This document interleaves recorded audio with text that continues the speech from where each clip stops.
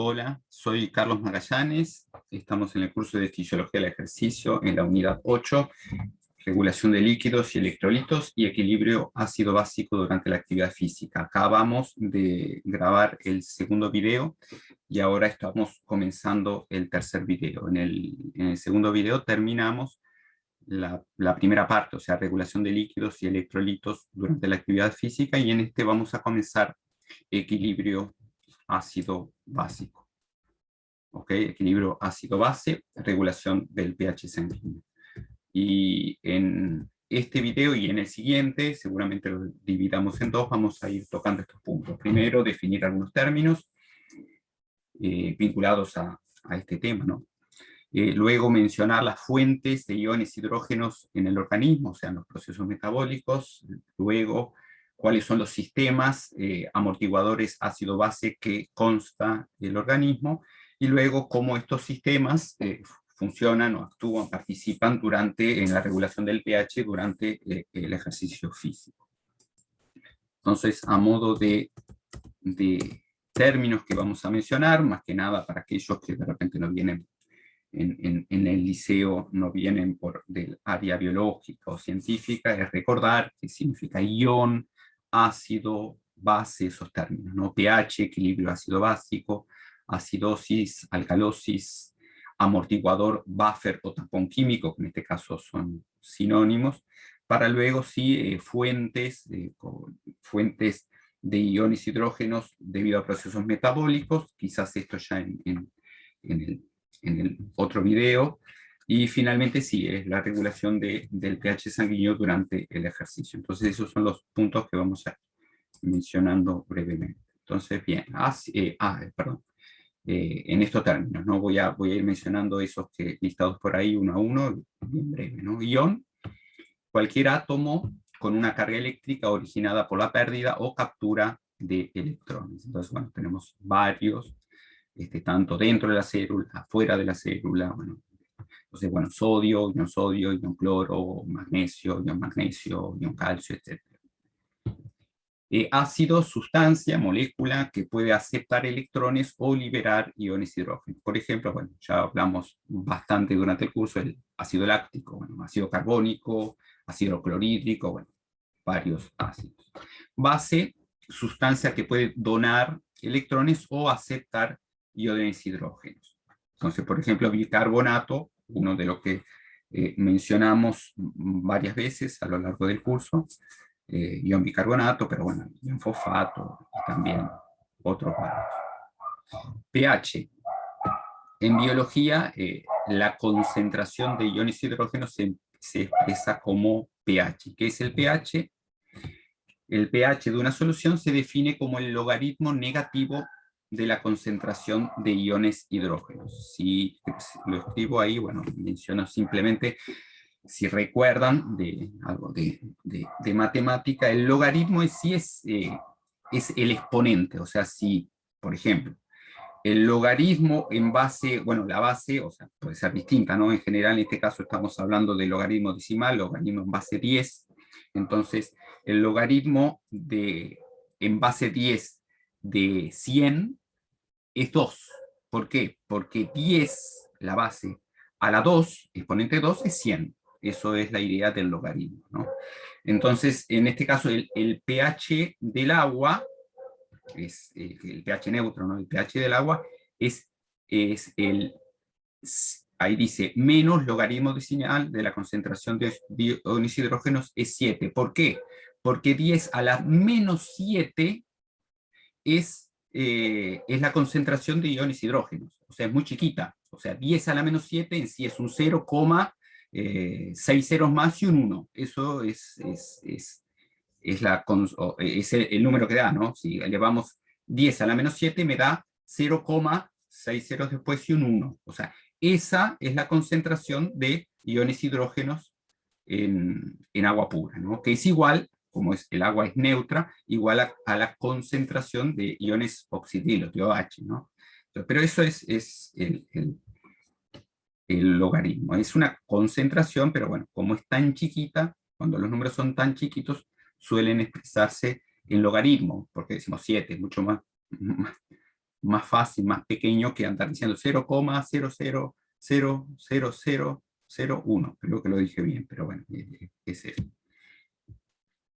Bien, el pH de la sangre, el pH normal de la sangre es 7,4 más o menos 0,05. Esto quizás haga algún comentario después, pero vean esto, que el pH de la sangre, la franja, digamos, de normalidad es muy pequeñita, ¿no?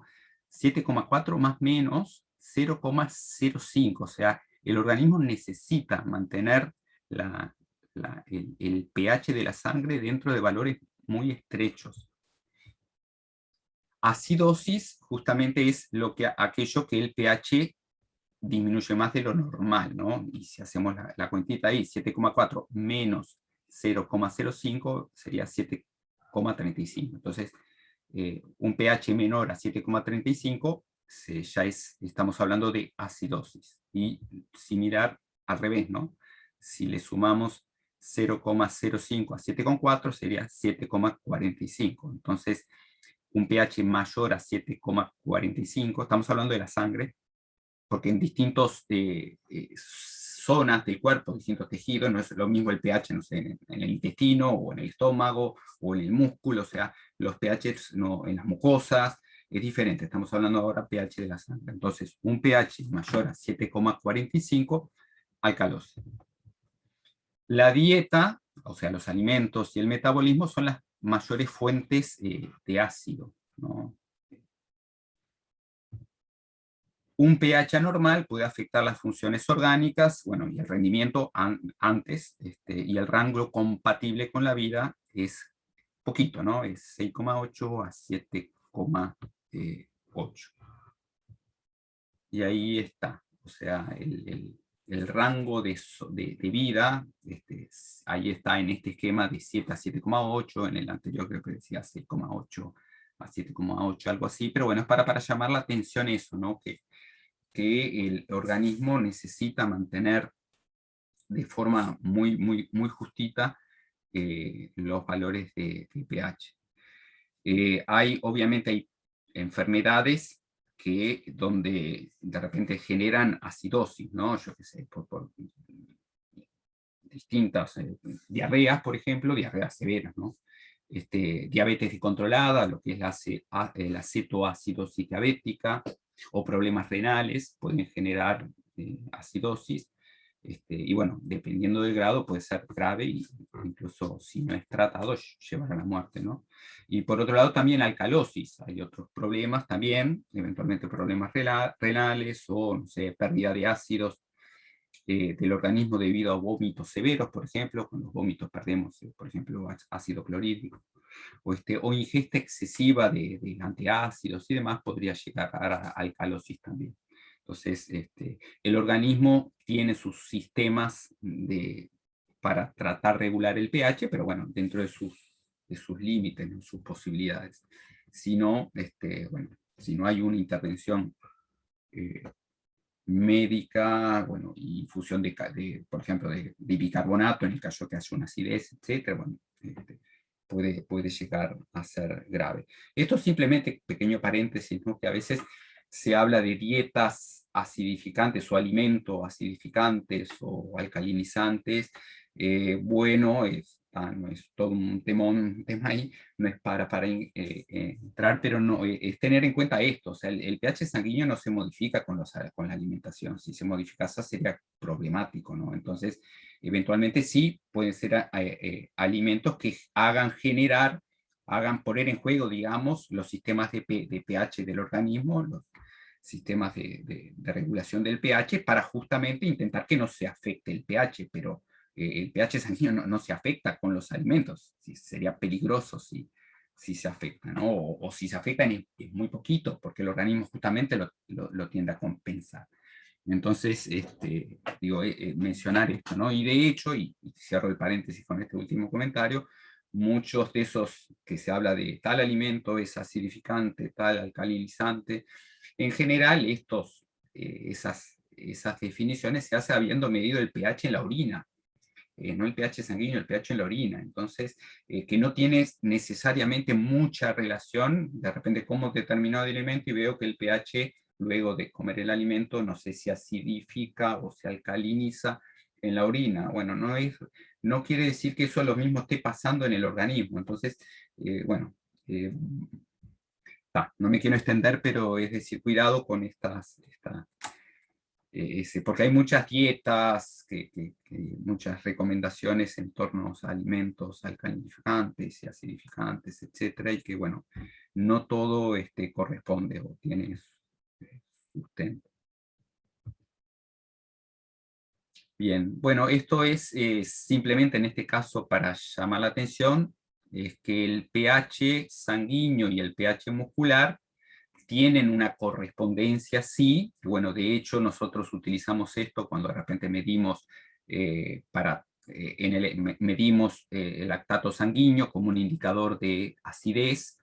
Lo medimos en la sangre, pero tiene relación a lo que está pasando en el músculo, ¿no? Bueno, hay que esperar un poquito porque el músculo produce, por ejemplo, acidez, o bueno, en este caso lactato, va a la sangre, y bueno, entonces hay, de repente cuando vamos a utilizar el lactato como marcador, tenemos que de repente ver cómo lo utilizamos, ¿no? En que de repente si estamos haciendo un test de ejercicio con aumento progresivo de la intensidad, bueno, y queremos hacer medición de lactato, hay algunos protocolos de ejercicio que son más adecuados que otros en ese sentido. Entonces suelen hacerse en este caso estos protocolos de repente con no menos de 3 minutos de duración en cada estadio para, digamos, dar tiempo que el lactato producido a nivel del músculo pase a la sangre, y cuando miramos el pH, el lactato en sangre, sea indicador de lo que está pasando a nivel del músculo.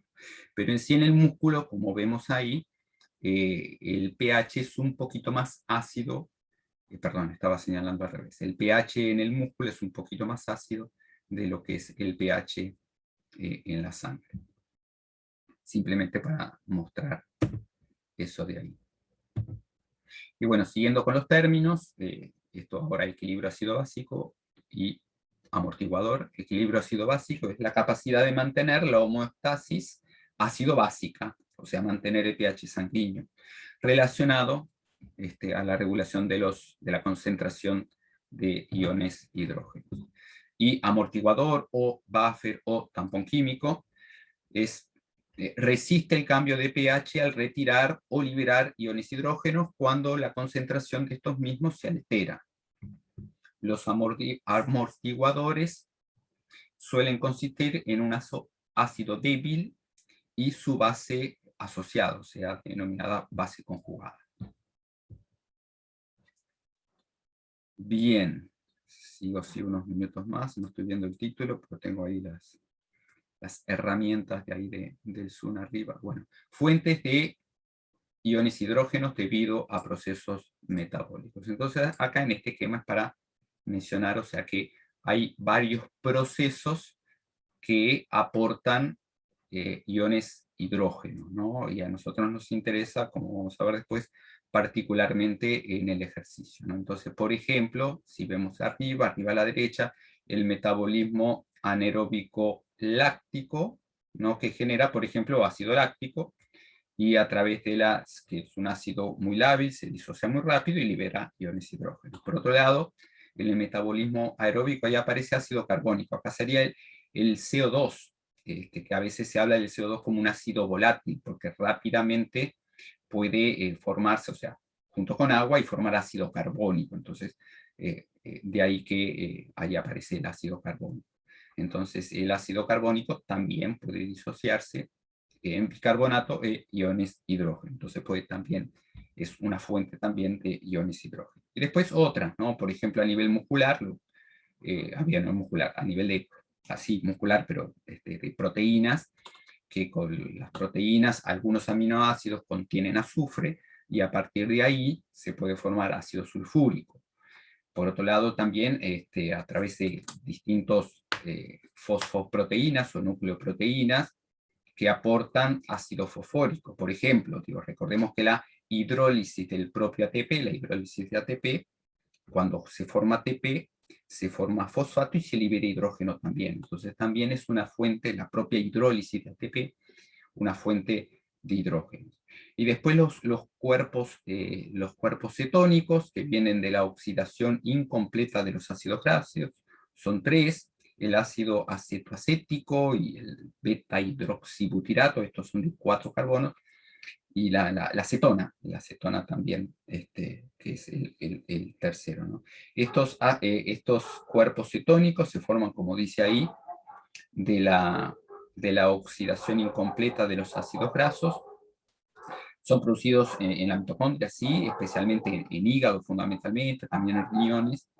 Y bueno, y generan en altas, pueden llegar a generar una acidez metabólica, pero esto ya por ejemplo, una diabetes descontrolada. Este, eh, y bueno, y pueden llegar a generar sí, una cetoacidosis importante, y bueno, y puede ser mortal. Esto no es lo mismo cuando hablamos de las dietas bajas en carbohidratos, incluso cetogénicas, que también generan cuerpos cetónicos, pero en la cantidad es de órdenes de magnitud mucho más baja, ¿no? Entonces es como no confundir la cetoacidosis diabética eventualmente con la cetosis que se produce a través de la alimentación o la dieta, ¿no? Sería como confundir, no sé, un huracán con una brisa, o sea, son órdenes de magnitud diferentes, ¿no? Y bueno, las personas tenemos posibilidad de utilizar los cuerpos cetónicos también como combustible, ¿no? Esto, creo que lo mencionamos en algún otro momento, también se adapta, o sea, se mejora con la costumbre, digamos, ¿no? Por decir, imagínense los esquimales que no tienen muchos carbohidratos y comen alimentos que tienen mucha grasa, y bueno, son personas, bueno, ahora cada vez menos, ¿no? Porque ya la globalización, pero que de repente sus organismos están muy acostumbrados a producir, sí, cuerpos cetónicos y a utilizar esos cuerpos cetónicos como sustrato energético también. No es que sea un producto final que no sirve para más nada y demás, ¿no? Pero bueno, las personas que consumimos de repente dietas moderadas, altas en carbohidratos, no tenemos esa misma posibilidad de utilizar de forma tan eficiente los cuerpos cetónicos como combustible. Bien, no me quiero ir del tema. Bien, y la regulación del pH sanguíneo, ahora sí el próximo tópico, es mantenido por sistemas amortiguadores ácidos básicos, por la respiración. O sea, podemos pensar que todos son sistemas amortiguadores, ¿no? Pero los vamos a dividir así para ir hablando un poquito de cada uno de ellos. O sea, fundamentalmente podemos distinguir 3 grandes sistemas para la regulación del pH sanguíneo, que los podemos denominar así: sistemas amortiguadores ácidos básicos, la propia respiración a través de la exhalación o retención. Ahora, si hacemos hiperventilación o hipoventilación, por ejemplo, de CO2, y los riñones, a través de la excreción o retención de iones hidrógenos y también bicarbonato.